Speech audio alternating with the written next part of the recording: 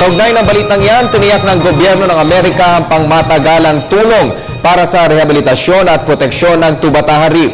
Gayunman, nilinaw ng Malacanang na hindi pa ito ang bayad pinsala sa pagkasira ng Tubataha Reef, kundi tulong ng US government. May report si Elena Luna. Magbibigay ng tulong ang pamahalaan ng Amerika para sa rehabilitasyon ng Tubataha Reef.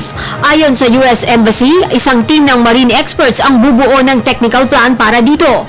Nilinaw ng palasyo na hindi pa ito ang kompensasyon para sa pagkawasak ng Tubataha Reef, kundi itinuturing na tulong o assistance. They're going to do that over and above the fines that we are going to impose based on the law that we have in place. And certainly, we've seen their commitment to preserving the reef as part of their ongoing efforts, previous efforts, and certainly these are acknowledgement of the importance of the richness of the biodiversity that is found in Tubataha Reef. Sa huling pagsusuri sa Tubataha Marine Park, umaabot na sa mahigit 4,000 square meters ang mga nasirang corals. 4 na beses na itong mas malawak sa unang estimate ng nasira ng USS Guardian na 1,000 square meters.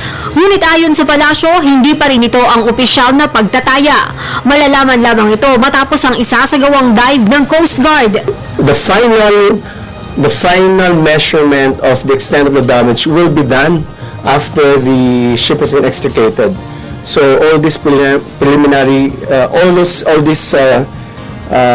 extent of damage that we hear right now are all preliminary. You cannot have a final assessment until the ship is extricated. Kasabay nito, binigyang diin ng palasyo na prioridad pa rin ang agarang pagtanggal ng barko sa Tubataha Reef. The instruction is as soon as possible. You would not want to create further damage, so it has to be done meticulously, but at the soonest possible time. That's